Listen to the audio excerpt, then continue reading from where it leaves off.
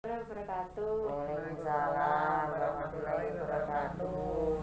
Permisi Bu, di sini saya Nurwidia. Saya dapat tugas dari kampus untuk memberikan asuhan keperawatan keluarga.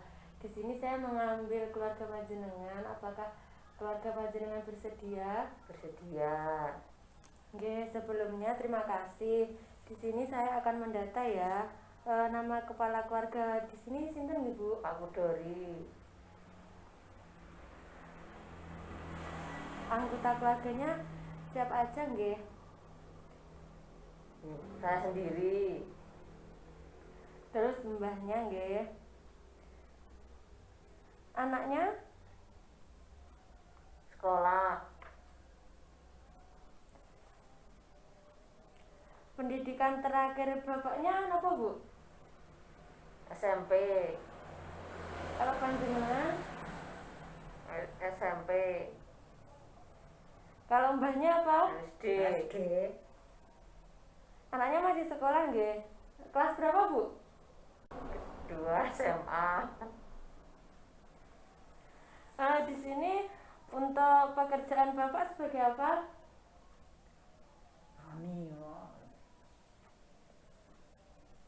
Kalau panjenengan bekerja sebagai apa, Bu? Ibu rumah tangga. Status imunisasinya terus pundi, Bu? Pernah diimunisasi apa tidak? Dulu toh. Iya. Masih kecil. Iya. Pernah. Di sini status kesehatan bapaknya terus pundi, Bu? Bapaknya pernah sakit nopo? Bapaknya ada sakit atau mboten? Sehat. Panjenengan terus pundi, Bu? Alhamdulillah sehat. Kalau mbahnya Emak. terus pun apa mbak? Napa mbak yang dirasakan? Kencang Di bagian mana? yang bagian Ulu hati. Ulu hati. hati. Terus apa aja, Mbak? Rematik. Rematik. Kakinya sakit. Ya kencang itu kakinya. Nggih. Di sini saya tensi dulu ya. Ya. Mbak itu. Semuanya, Bu.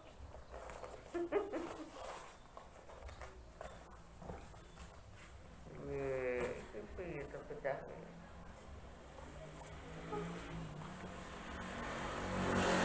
Biasanya kok normal loh, Bu?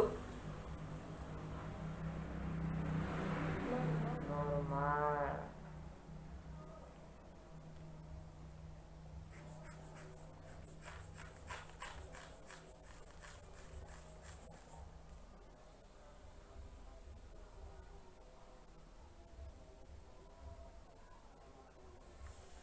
Berapa? 120 per 80, Bu. Alhamdulillah. Ada.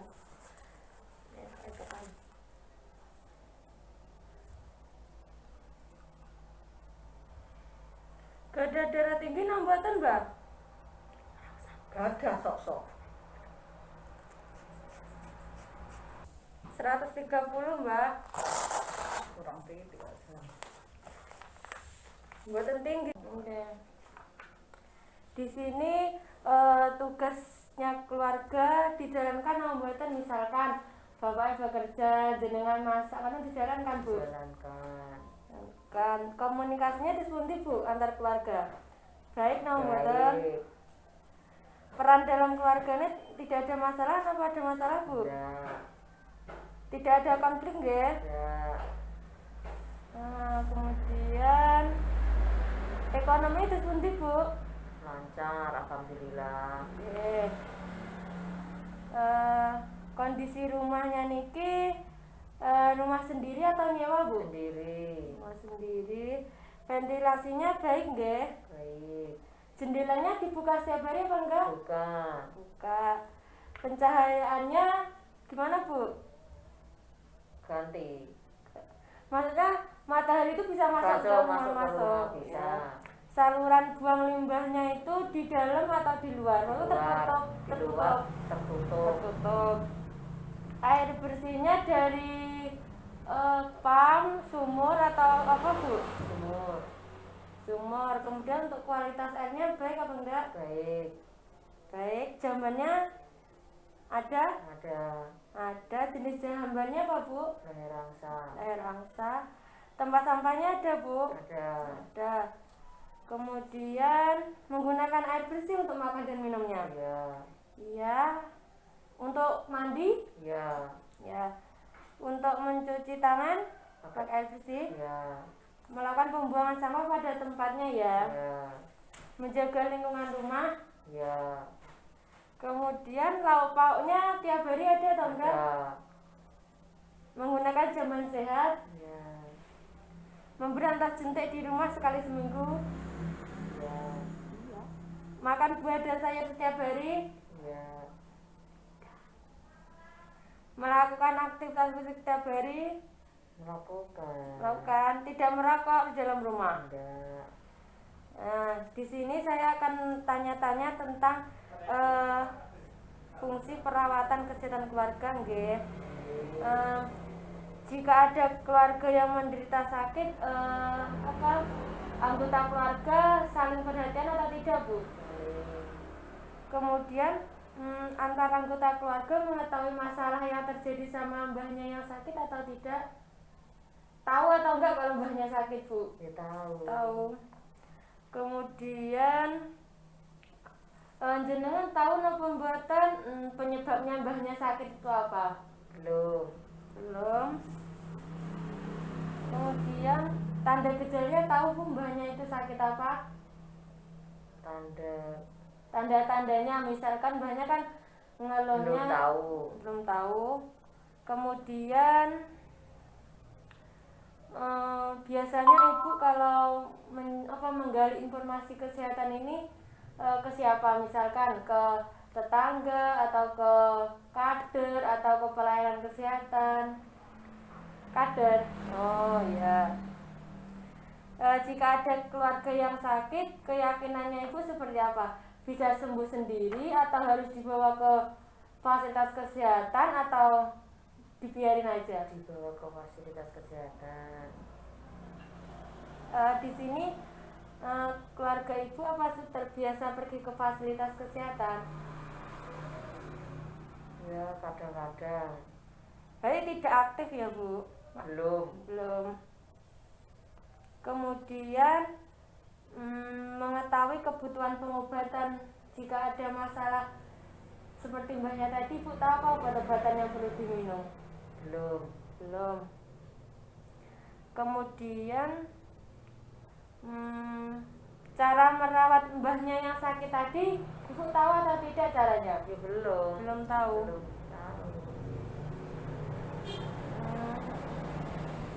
Apakah keluarga dapat melakukan pencegahan nyeri dan nyerinya tadi? Belum.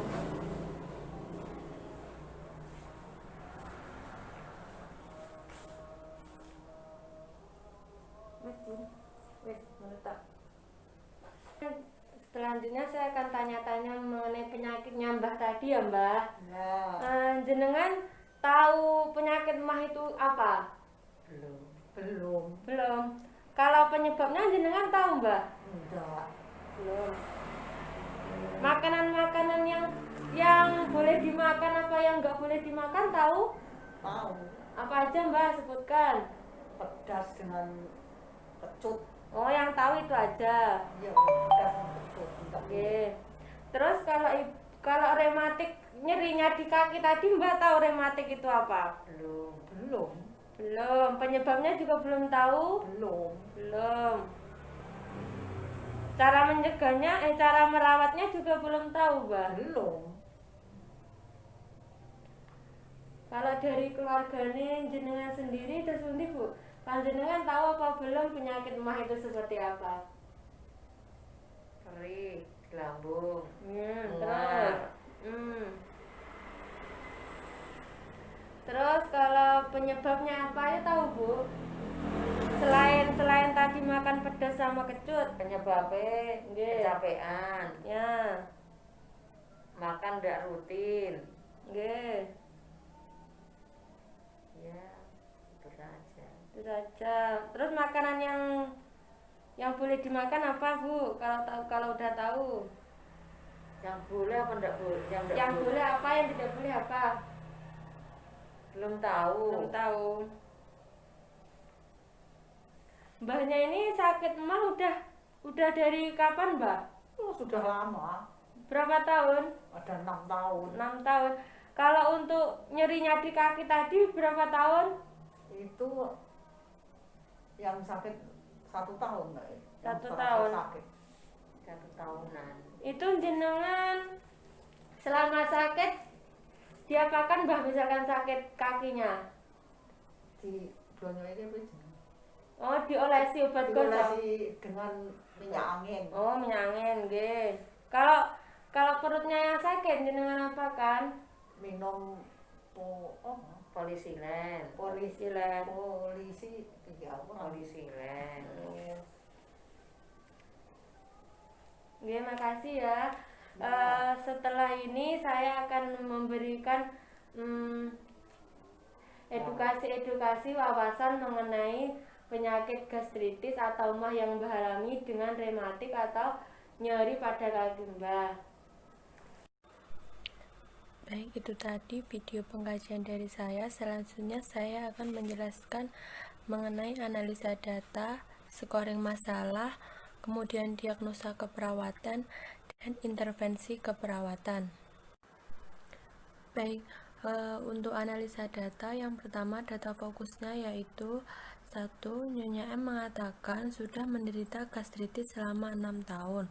Nyonya M mengatakan hanya tahu penyebab gastritis yaitu makanan pedas dan asin. Nyonya M juga mengatakan saat sakit hanya beristirahat dan minum obat. Nyonya M mengatakan terkadang merasa mual dan nyeri pada ulu hati seperti tertusuk-tusuk. Keluarga Nyonya M mengatakan tidak terbiasa pergi ke fasilitas kesehatan, namun jika tidak kunjung sembuh maka dibawa ke puskesmas. Keluarga Nyonya M mengatakan tidak tahu cara merawat keluarga yang sakit dan hanya menyuruhnya istirahat dan minum obat. Keluarga Nyonya M belum tahu makanan apa saja yang boleh dan tidak boleh dimakan oleh penderita gastritis. Untuk DO-nya yaitu untuk data objektifnya yaitu tekanan darah 130/90, kemudian nadi 90, RR 22 kali per menit. Dan untuk penyebab masalah kesehatannya yaitu gastritis. Dan untuk diagnosa keperawatan di sini saya mengambil resiko terjadinya nyeri berulang kepada keluarga Tuan K, khususnya Nyonya M, berhubungan dengan ketidakmampuan keluarga dalam merawat anggota keluarga yang sakit. Kemudian untuk data fokus yang kedua yaitu data subjektifnya, Nyonya M mengatakan belum tahu arti dari rematik. Kemudian Nyonya M mengatakan sejak 1 tahun yang lalu sudah merasakan sakit pada kaki. Nyonya M mengatakan jika kambuh kakinya sakit digunakan untuk berjalan. Nyonya M mengatakan jika kakinya sakit hanya diolesi obat gosok. Keluarga Nyonya M mengatakan kurang begitu paham tentang rematik. Keluarga Nyonya M mengatakan tidak tahu cara merawat anggota keluarga yang sakit. Untuk data objektifnya yaitu tekanan darah 130/90, nadinya 70 kali per menit, dan RR-nya 22 kali per menit. Penyebab masalah kesehatannya yaitu rematik, sehingga di sini saya mengambil diagnosa keperawatan yaitu resiko gangguan mobilisasi pada keluarga Tuan K, khususnya Nyonya M, berhubungan dengan ketidakmampuan keluarga dalam merawat anggota keluarga yang sakit. Selanjutnya saya akan menjelaskan mengenai skala prioritas penyusunan masalah kesehatan, yaitu untuk masalah keperawatan yang pertama yaitu resiko terjadinya nyeri berulang pada keluarga Tuan K, khususnya Nyonya M. Yang kriteria yang pertama yaitu sifat masalah. Di sini untuk skala terendah 1, skala tertinggi 3 dengan bobot 1. Saya mengambil tidak sehat pada nilai 2, yaitu 2/3 dikali 1 sama dengan 1. Dikatakan tidak sehat karena masalah belum terjadi, namun sudah ada tanda dan gejalanya. Nyonya M mengatakan kadang-kadang merasa mual dan nyeri pada ulu hati. Jika masalah tidak ditangani akan berulang. Kemudian untuk kriteria yang kedua yaitu kemungkinan masalah dapat diubah, skala terendah 0, skala tertinggi 2, yaitu saya mengambil yang tengah hanya sebagian dengan nilai 1, bobotnya 2, sehingga 1/2 dikali 2 sama dengan 1. Kenapa? Karena keluarga Nyonya M mengatakan jika sakit disuruh istirahat dan minum obat, namun jika tidak sembuh maka akan dibawa ke puskesmas. Untuk kriteria yang ketiga yaitu potensi masalah untuk dicegah. Di sini untuk skala terendahnya 1, skala tertingginya 3. Di sini saya mengambil skala cukup sehingga 2/3 dikali bobotnya 1 yaitu 2/3. Karena Nyonya M sudah menderita MAH sejak 6 tahun namun belum ada komplikasi. Jika kambuh, Nyonya M beristirahat dan minum obat. Kemudian untuk kriteria yang keempat yaitu menonjolnya masalah. Di sini skala terendahnya 0, skala tertingginya 2, dan untuk bobotnya 1. Untuk skala dari diagnosa ini yaitu masalah harus ditangani, sehingga perhitungannya 2/2 dikali 1 yaitu 2/2. Kenapa? Karena Nyonya M mengatakan jika MAH-nya kambuh langsung istirahat dan minum obat. Bila tidak sembuh maka akan dibawa ke puskesmas. Selanjutnya yang kedua yaitu dengan masalah kesehatannya yaitu resiko gangguan mobilisasi pada keluarga Tuan K khususnya Nyonya M dengan kriterianya yaitu yang pertama sifat masalah.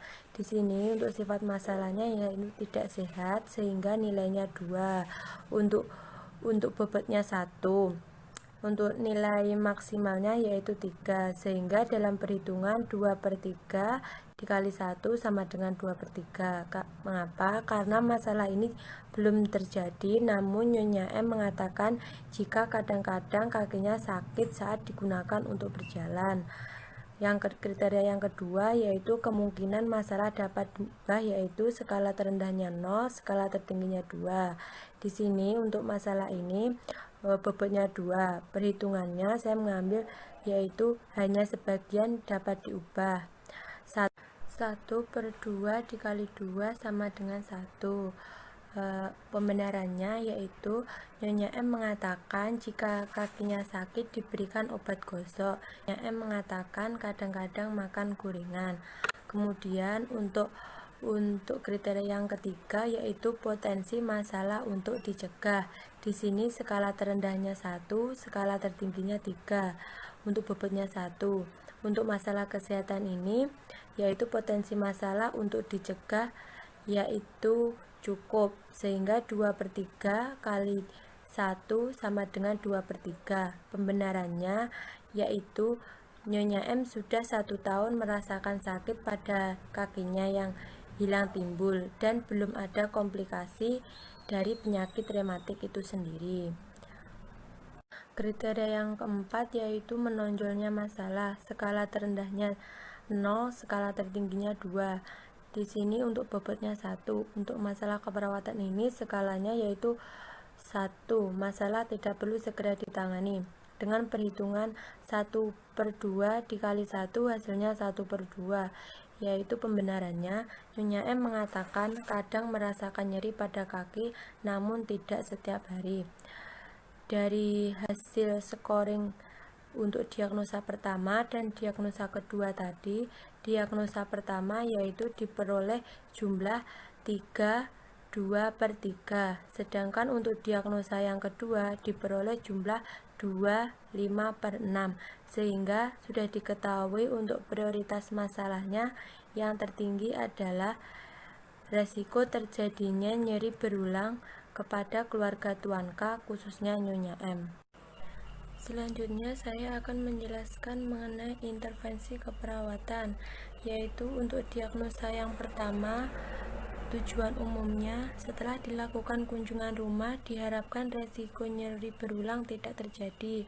Untuk tujuan khususnya, setelah dilakukan tindakan keperawatan 1 kali 30 menit kunjungan rumah, diharapkan keluarga mampu mengenal masalah gastritis pada keluarga.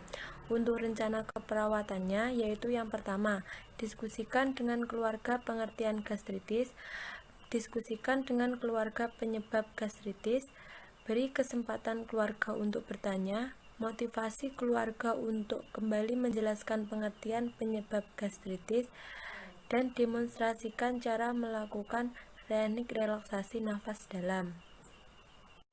Kemudian untuk diagnosa yang kedua, tujuan umumnya yaitu diharapkan resiko gangguan mobilisasi tidak terjadi.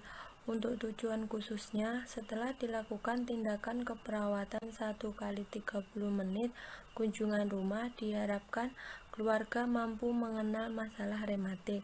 Untuk rencana keperawatannya itu sendiri, yaitu yang pertama, jelaskan kepada keluarga pengertian rematik, diskusikan dengan keluarga penyebab rematik, kemudian diskusikan tentang tanda gejala rematik, motivasi keluarga untuk kembali menyebutkan pengertian, penyebab, dan tanda gejala rematik, demonstrasikan pada keluarga cara melakukan kompres air hangat.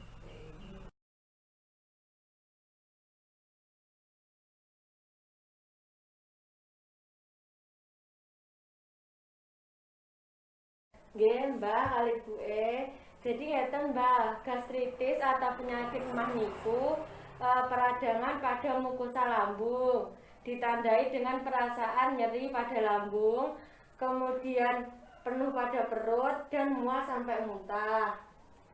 Penyebabnya itu ada mengkonsumsi obat-obatan kimia, misal anti-inflamasi atau anti peradangan itu sendiri bisa menyebabkan gastritis. Kemudian kondisi stres, banyak pikiran itu juga bisa menyebabkan kondisi asam lambungnya naik. Kemudian kecapean seperti itu. Dan anjuran makanan yang harus dimakan atau yang boleh dimakan yaitu misalkan sedikit tapi sering. Kemudian makan dengan tenang, nggak boleh terburu-buru, nggih. Setelah itu pilih makanan yang lunak, yang direbus atau yang disemur, jangan yang digoreng. Ada yang ditanyakan apa mboten? Ada. Apa, Bu? Pantangannya apa makanan yang tidak boleh dimakan? Oh, yang tidak boleh dimakan. Nggih, tadi ada hindari makanan yang digoreng. Misalkan.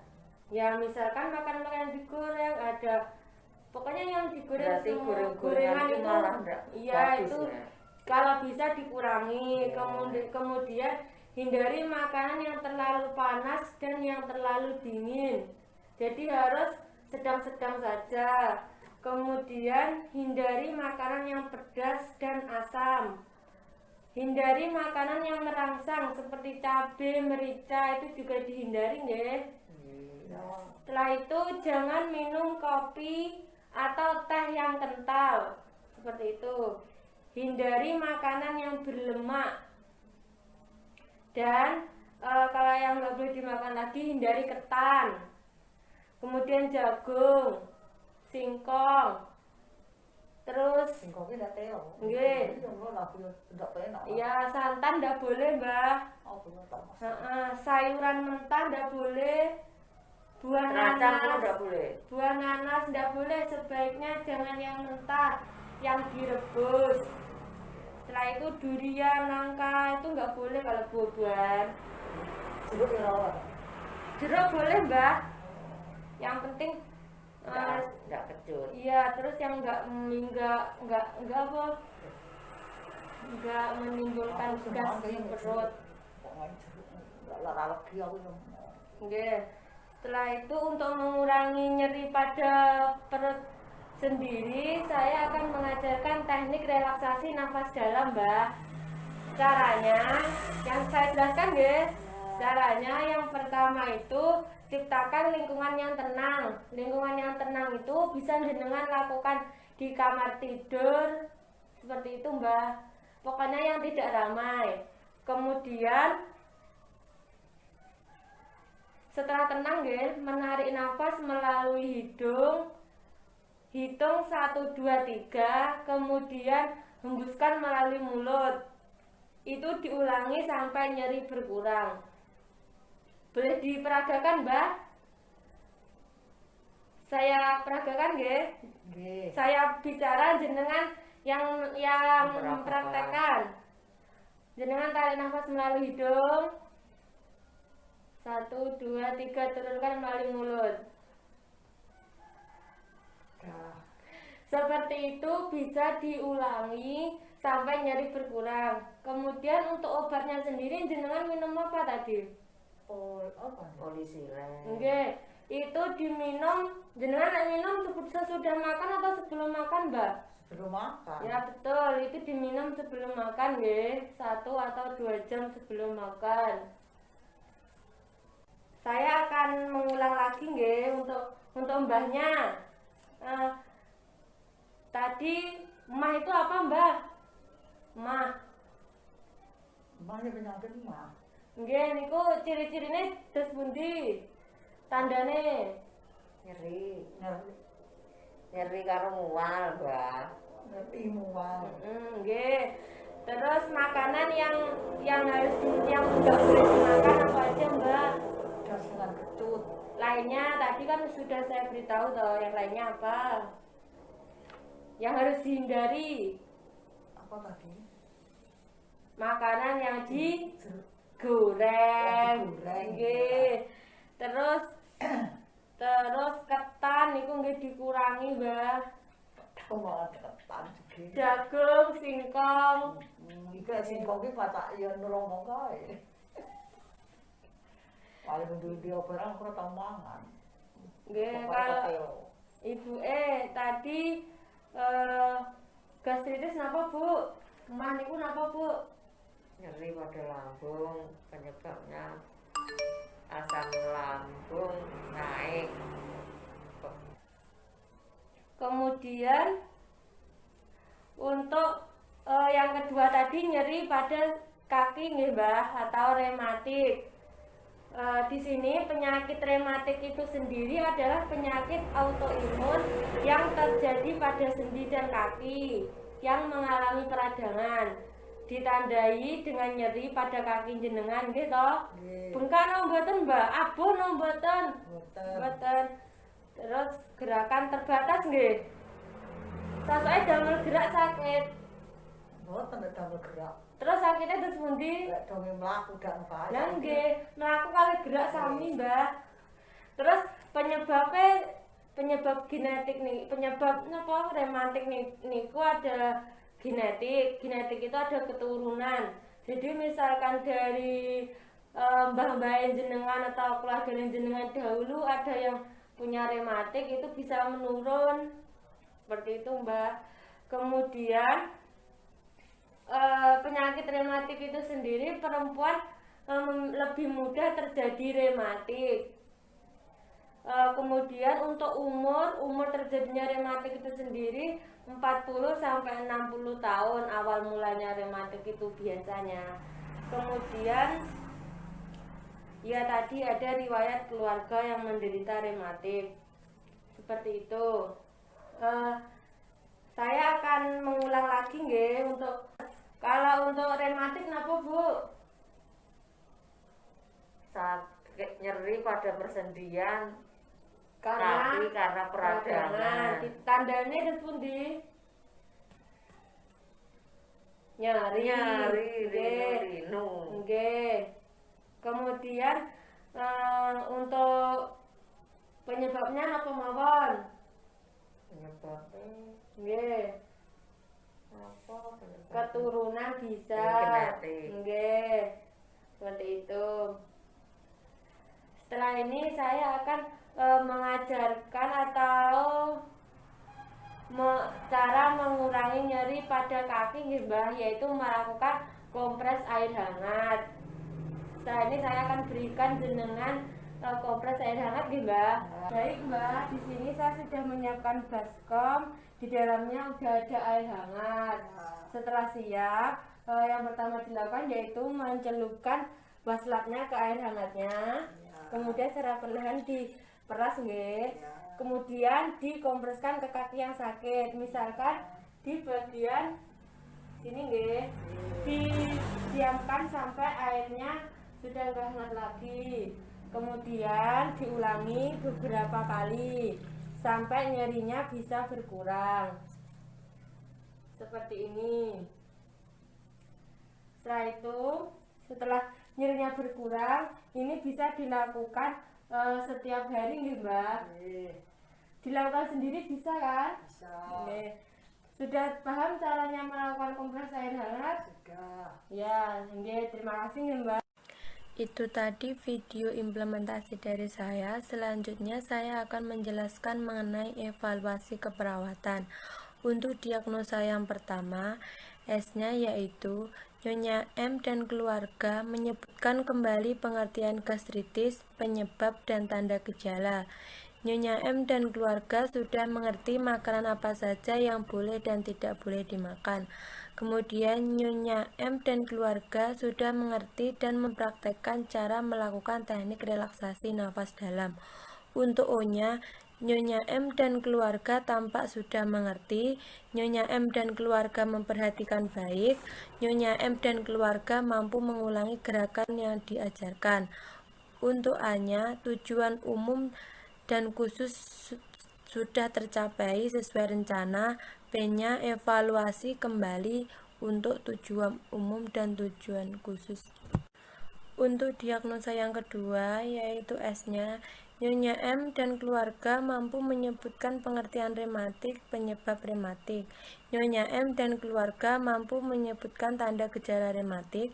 Nyonya M mengatakan sudah mengerti dan akan mempraktekkan cara kompres hangat. Untuk O-nya, Nyonya M dan keluarga tampak mengerti. Nyonya M dan keluarga menyimak penjelasan dengan baik. Nyonya M sudah mengerti cara kompres yang benar. Untuk A-nya, tujuan umum dan khusus tercapai sesuai rencana. Untuk P-nya, evaluasi kembali tujuan umum dan tujuan khusus.